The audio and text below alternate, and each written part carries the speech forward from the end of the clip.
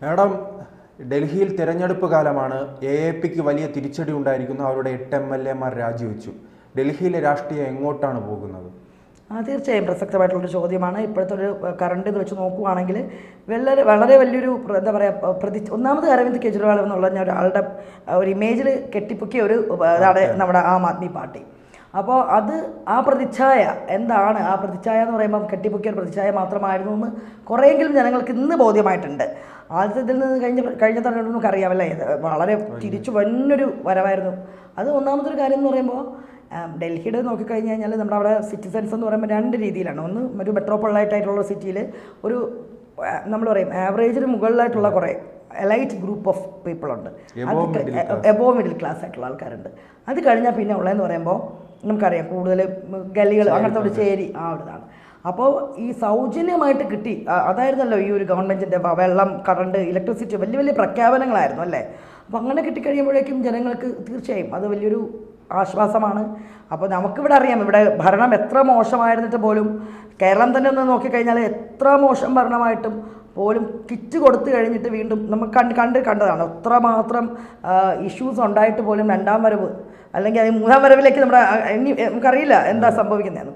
അപ്പോൾ ജനങ്ങൾക്ക് അത്രേ ഉള്ളൂ, ഫ്രീ ആയിട്ട് എന്ത് സംഭവം കിട്ടിക്കഴിഞ്ഞാൽ അതിപ്പം ജനങ്ങളുടെ തന്നെ നമുക്കാണെങ്കിലും ഇത്ര വലിയ പ്രശ്നങ്ങളിൽ കൂടെ നടന്നു പോകുമ്പോൾ ഏത് ഗവൺമെൻറ്റാണോ അവർക്ക് പ്രശ്നത്തിനനുസരിച്ചിട്ട് ഇപ്പോൾ ഫ്രീ ആയിട്ട് കറണ്ട് അല്ലെങ്കിൽ വെള്ളം എന്നൊക്കെ പറയുമ്പോൾ ബേസിക് നീഡ്സ് ആണല്ലേ ഇപ്പോഴത്തെ ഇതിൽ, അത് കിട്ടിക്കഴിഞ്ഞപ്പോൾ ജനങ്ങളുടെ അടുത്ത് ഉണ്ടാവാം.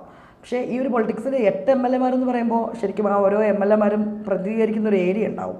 ആ ഏരിയയിൽ അവർക്ക് നല്ല രീതിയിലുള്ള സ്വാധീനം ചെലുത്താൻ ജനങ്ങൾക്കിടയിൽ പറ്റും. ആ രീതിയിൽ വരുവാണെങ്കിൽ അവർക്ക് വളരെയധികം ഒരു ടൈറ്റ് കോമ്പറ്റീഷൻ തെരഞ്ഞെടുപ്പിനെ നേരിടേണ്ടി വരും.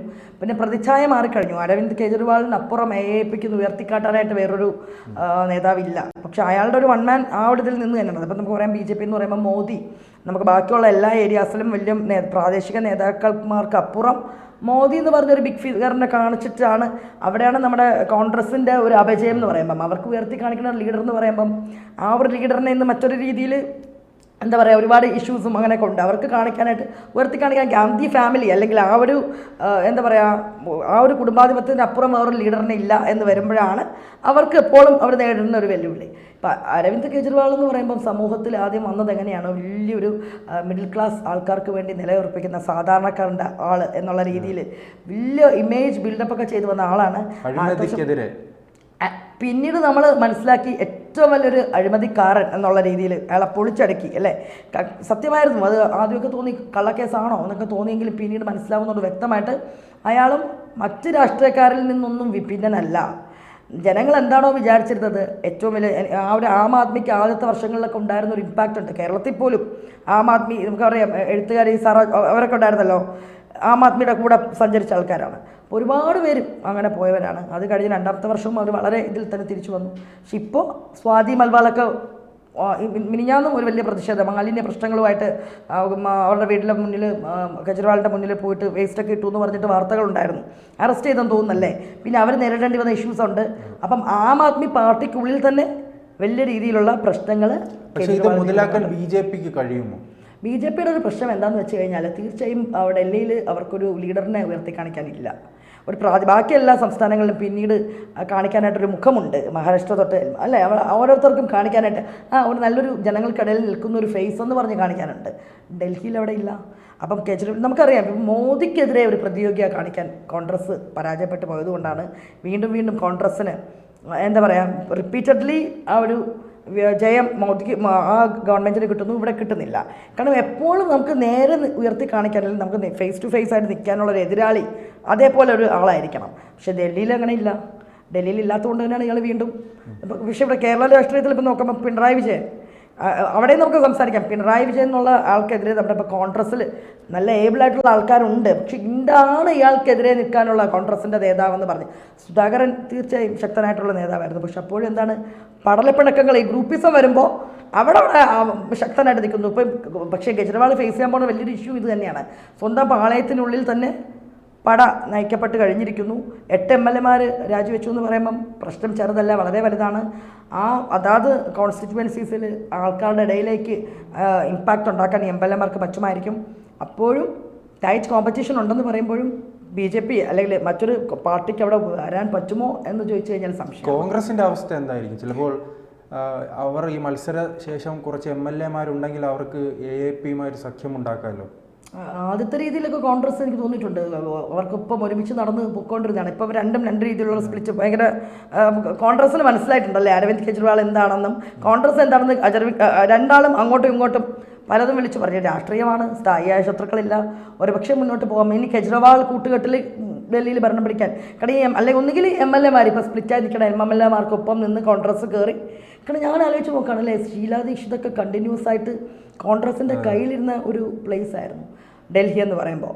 ആ ഡൽഹിയാണ് ഇപ്പം കെജ്രിവാൾ പക്ഷെ പീപ്പിൾ ആർ ഹാപ്പി എന്നാണ് പറയണത്. കുറേ കോമൺ പീപ്പിൾ ഹാപ്പിയാണെന്ന് രാഷ്ട്രീയം എപ്പോഴും അങ്ങനെയാണ്. ഈ തുടർച്ചയായി തന്നെ ഷീലാ ദീക്ഷിത് ഭരണം നടത്തിയ ശേഷമായിരുന്നു അന്ന് തെരഞ്ഞെടുപ്പ് ഉണ്ടാകുകയും കോൺഗ്രസിന് സീറ്റ് കുറയുകയും ചെയ്തപ്പോൾ കെജ്രിവാളിനെ മുഖ്യമന്ത്രിയായിട്ട് കൊണ്ടുവന്നത് കോൺഗ്രസിന്റെ പുറത്തു നിന്നുള്ള പിന്തുണയോട് കൂടിയാണ്. ചിലപ്പോൾ തിരിച്ച് സംഭവിക്കാമല്ലോ, കോൺഗ്രസിന് സീറ്റ് ഇനി വേണമെങ്കിൽ തിരിച്ചു നിന്നുള്ള പിന്തുണയോട് കൂടി കൊണ്ടുവരാം. അപ്പോഴും ഞാൻ പറയില്ലേ അവിടെ ഞാൻ വീണ്ടും സംസാരിച്ചപ്പോൾ ഇന്നത്തെ ബജറ്റ് ഇതൊക്കെ വലിയ രീതിയിലുള്ള ഇമ്പാക്റ്റ് ഉണ്ടാക്കാനുള്ള സാധ്യതയുണ്ട്. ഒരുപക്ഷെ തെരഞ്ഞെടുപ്പ് കൂടെ മുന്നിൽ കണ്ടാവാം മിഡിൽ ക്ലാസ് മാൻ. കാരണം ഈ ഡൽഹിയിലൊക്കെ ഉള്ള ഇതെന്ന് പറയുമ്പം നമ്മുടെ ഇവിടെ സൊസൈറ്റിയിൽ ഒന്നിൽ എക്സ്ട്രീം അപ്പർ ക്ലാസ് ഉണ്ട്, പിന്നുള്ളത് മിഡിൽ ക്ലാസ് ആണ്, ഏർണിംഗ് മെമ്പേഴ്സായിട്ട് ഗവൺമെൻറ് ജോബ് ആ രീതിയിലുള്ള ആൾക്കാർ, പിന്നെ വരിക താഴെ അതാണ്. അപ്പോൾ ഇപ്പോഴത്തെ ഒരു ബജറ്റിൻ്റെ ഒരു ഇതെന്ന് വെച്ച് കഴിയുമ്പോൾ ആദായ നികുതിയിലൊക്കെ ഒരുപാട് വൻ ഇളവുകളൊക്കെ വന്നിട്ടുണ്ട്. അപ്പോൾ ഇത്രയും നാൾ കോമൺ മെൻ അല്ലെങ്കിൽ നമ്മുടെ ഒരു മിഡിൽ ക്ലാസ് പീപ്പിളിൻ്റെ ഏറ്റവും വലിയ ആദ്യം എന്ന് പറയുമ്പോൾ നമ്മൾ ടാക്സ് ആയിരുന്നു. ടാക്സ് കൊടുത്ത് നികുതി കൊടുക്കും. നമ്മളെന്താ ഒരു ഇടത്തര ആൾക്കാർ നികുതി കൊടുക്കാൻ വേണ്ടി മാത്രമുള്ള ആൾക്കാരാണെന്ന് തോന്നിയിട്ടുണ്ട്. പക്ഷെ അതിൽ നിന്നൊക്കെ മാറി ഒരുപാട് ഇളവുകളൊക്കെ വന്നിട്ടുണ്ട്. അപ്പം അത് ജനങ്ങളെ മാറ്റി ചിന്തിപ്പിച്ചെന്നിരിക്കാം. പക്ഷെ എന്നാൽ പോലും BJPക്ക് ഫേസ് ചെയ്യാൻ പോകുന്ന ഏറ്റവും വലിയൊരു പ്രശ്നം എന്താണെന്ന് വെച്ച് കഴിഞ്ഞാൽ അവർക്ക് കാണിക്കാനായിട്ടൊരു ജനകീയമായിട്ടുള്ള മുഖം ഡൽഹി രാഷ്ട്രീയത്തിൽ കാണിക്കാനായിട്ട് BJPക്ക് ഒരു മുഖമില്ല. അവിടെയും ഒരു മോദി എന്നുള്ള പ്രതിച്ഛായ വെച്ചിട്ട് മാത്രമേ കാണിക്കാൻ പറ്റൂ. അത് എത്രത്തോളം ജനങ്ങളിലേക്ക് പോയിട്ടുണ്ടെന്ന് മനസ്സിലാവില്ല. കെജ്രിവാൾ തിളങ്ങി തന്നെ കെജ്രിവാൾ അഴിമതിക്കാരൻ എന്ന് പറയുമ്പോഴും അദ്ദേഹം ജനങ്ങൾക്ക് നൽകുന്ന ആനുകൂല്യങ്ങൾ വലുതാണല്ലോ. തീർച്ചയായും അയാളുടെ ഇമേജ് നഷ്ടപ്പെട്ടു പോയിട്ടുണ്ട്. AAP സർക്കാർ അത് എടുത്തു പറയണം. കാരണം നമ്മുടെ ഇവിടെ പല സർക്കാരുകളും കണ്ടുപഠിക്കേണ്ടത്. കാരണം ജനങ്ങൾ സാധാരണ മനുഷ്യർക്കൊപ്പം പോയില്ല എങ്കിൽ ജനങ്ങൾക്ക് കാരണം നമ്മുടെ ഈ ഒരു വിരൽത്തുമ്പാണ് ഇവിടെ ഭാഗധേയം നിർണ്ണയിക്കുന്നത്. അപ്പം അവരെ ഫൂൾസ് ആക്കിക്കൊണ്ടിരുന്നു കഴിഞ്ഞാൽ കാരണം കാര്യങ്ങൾ കിട്ടണം അല്ലേ. അപ്പോൾ ഡൽഹിയിൽ നമുക്കറിയാം അരവിന്ദ് കെജ്രിവാൾ ജനകീയനാവാനുള്ള ഒരു മെയിൻ ആയിട്ടുള്ള കാര്യം അയാൾ എന്താ അഴിമതി എന്നുള്ള നമ്മൾ പറയുമല്ലോ. കായംകുളം കൊച്ചുണ്ണി എന്ന് പറഞ്ഞൊരു കഥാപാത്രം ഇന്ന് മലയാളികൾക്ക് ഇത്ര അല്ലെങ്കിൽ എല്ലാവർക്കും സ്വീകാരം എന്തുകൊണ്ടാണ്? കള്ളനാണെന്നുള്ളൊരു ഇമേജിനപ്പുറം ആ പൈസ വിഹിതം വെച്ച് കൊടുത്ത് സാധാരണക്കാർക്ക് വേണ്ടി നിന്നു എന്നുള്ള രീതിയിലുള്ളൊരു കഥ മീൻസ് ആ ഒരു രീതിയിലുള്ള ഇമേജാണ് ഉണ്ടായിട്ടുള്ളത്. അപ്പോൾ അതേപോലെ ഇദ്ദേഹം ഇപ്പം ക്ലിയർ ഇമേജ് ഒന്നും ഉള്ള ഒരാളല്ല, നല്ല ഒന്നാന്തരം അഴിമതിക്കാരനാണ് എന്നുള്ളത് തെളിഞ്ഞിട്ടുണ്ട്. പക്ഷേ ജനങ്ങൾക്ക് നോക്കുമ്പം അഴിമതിക്കപ്പുറം ഞങ്ങൾക്ക് വേണ്ടി എന്ത് ചെയ്തു. ഇപ്പം നോക്കുമ്പോൾ ക്ലീൻ പൊളിറ്റിക്സ് ഉള്ളത് ആരാണ്? ഇപ്പം നോക്കുമ്പോൾ ഒരു കേന്ദ്ര ഗവൺമെൻറ്റിൻ്റെ അടുത്ത് കഴിഞ്ഞാൽ മോദിക്കപ്പുറം, മോദിക്കെന്ന് പറയുമ്പോൾ നമുക്കറിയാം എവിടെ കൊണ്ട് അങ്ങനെ ഒരു ക്ലീൻ ഇമേജ് എന്ന് പറഞ്ഞ് ഇപ്പം കേരളത്തിൻ്റെ അടുത്തൊക്കെ ഏത് ലീഡറിനുണ്ട്, ആര് ഭരിക്കാൻ വന്നു കഴിഞ്ഞാലും അവിടെ അഴിമതി കൂടെ ഉണ്ട് അല്ല. നമുക്കറിയാം തമിഴ്നാട് പറയേ വേണ്ട. അപ്പം ഇങ്ങനെ നോക്കിക്കഴിഞ്ഞ് കഴിഞ്ഞാൽ പക്ഷെ ജനങ്ങൾക്ക് എന്ത് കൊടുക്കുന്നു എന്നുള്ളതാണ്. നീ അഴിമതിക്കാരനാണെന്നതിനൊപ്പം തന്നെ പക്ഷെ ജനങ്ങൾക്ക് എന്ത് കൊടുക്കുന്നു എന്ന് നോക്കിക്കൂടെ കഴിഞ്ഞ് കഴിഞ്ഞാൽ അപ്പം ജനങ്ങളവിടെ പൊളിറ്റിക്സ് എന്ന് പറയുമ്പോൾ എപ്പോഴും നമ്മൾ പറയും കുറേ ഒരു ഹൈ ക്ലാസ് ആയിട്ടുള്ള ആൾക്കാർ അല്ലെങ്കിൽ കുറച്ചൊരു എലൈറ്റ് ആയിട്ടുള്ള അല്ലെങ്കിൽ കുറച്ചും കൂടെ ആയിട്ടുള്ള ആൾക്കാർ മാത്രമായിരിക്കും ഈ സോഷ്യൽ മീഡിയ അല്ലെങ്കിൽ പത്രം തന്നെ തുറന്ന് വായിച്ചിട്ട് ഈ ഒരു പൊളിറ്റിക്സൊക്കെ നോക്കുക അല്ലെങ്കിൽ ഇത്തരം ചർച്ചകളൊക്കെ ഇതാവുക. സാധാരണക്കാരായ മനുഷ്യന് അന്നന്ന് ജോലി ചെയ്യണ മനുഷ്യൻ എന്ന് പറയുമ്പോൾ ശരിക്കും അവന് സൗജന്യ ജലം, വൈദ്യുതി, കുട്ടികൾക്ക് വിദ്യാഭ്യാസം ഇതേ നോക്കൂ. കാരണം നോക്കുമ്പോൾ ഞങ്ങളുടെ കാര്യങ്ങളൊക്കെ നടന്നു പോകുന്നുണ്ട്. മറ്റേത് സർക്കാർ 60-70 വർഷം കോൺഗ്രസിൻ്റെ ഭരണത്തിൻ്റെ കീഴിലൊക്കെ നിന്നിട്ട് നമുക്കറിയാം ഡൽഹി രാഷ്ട്രീയം. അപ്പോൾ മൊത്തത്തിൽ നോക്കുമ്പോൾ ദാരിദ്ര്യത്തിൽ കഴിഞ്ഞിരുന്ന ഒരു ജനതയ്ക്ക് അത്യാവശ്യം എല്ലാം ഫ്രീ ആയിട്ട് കിട്ടുവാണെങ്കിൽ ഒരു ഗവൺമെൻറ് വിചാരിച്ചാൽ ഇതിന് പറ്റും. ഞങ്ങൾക്ക് ഫ്രീ ആയിട്ട് എന്താ പറയുക ജലം, ഏറ്റവും ബേസിക് നീഡാണ് വൈദ്യുതി, വിദ്യാഭ്യാസം, അതാണ് ഏറ്റവും സൗജന്യ വിദ്യാഭ്യാസം നല്ല രീതിയിലുള്ള. അപ്പോൾ അത് കിട്ടുവാണെങ്കിൽ എന്തെല്ലാം ആനുകൂല്യങ്ങൾ. പക്ഷേ ശരിയാണ് അദ്ദേഹത്തിൻ്റെ ആ ഒരു കാര്യം ഭയങ്കരതാണ്. എത്ര അഴിമതി ചെയ്തു എന്ന് പറഞ്ഞു കഴിഞ്ഞാലും ജനങ്ങൾക്ക് വേണ്ടി നിൽക്കുന്നു എന്നുള്ള ആ ഒരു ഇമേജ് വളരെ വലുതാണ്.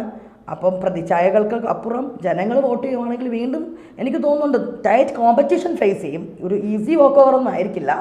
പക്ഷെ ഈ ജനങ്ങളുടെ വോട്ട് അതിൻ്റെ നമുക്ക് വോട്ട് ഷെയർ ഒക്കെ നോക്കിക്കഴിഞ്ഞാൽ ശരി അങ്ങനത്തെ ആൾക്കാരാകുമ്പോൾ ചില പറയാൻ കഴിയില്ല ഒരു തൂക്ക് സർക്കാരിന് മേ ബി അതുണ്ടാവും. മറ്റൊരു ഈസി കഴിഞ്ഞ പ്രാവശ്യം എന്ന് പറയുമ്പോൾ 70-ൽ എത്രയോ വലിയ ഇതല്ലായിരുന്നു വന്നിട്ടുണ്ടായിരുന്നത്.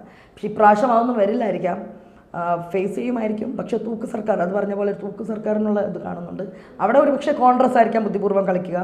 BJP അവിടെ BJPയുടെ പ്രശ്നം ഞാൻ വീണ്ടും പറഞ്ഞു, ഒരു ജനകീയ മുഖമില്ല.